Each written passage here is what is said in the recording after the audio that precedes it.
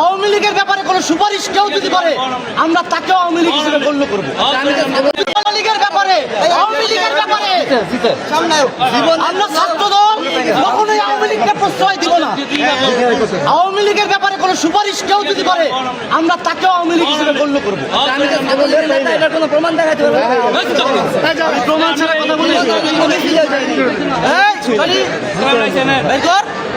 এখানে সাংবাদিক বৃন্দ আছে, তুমি আচ্ছা তোমার স্ক্রিনশট আছে,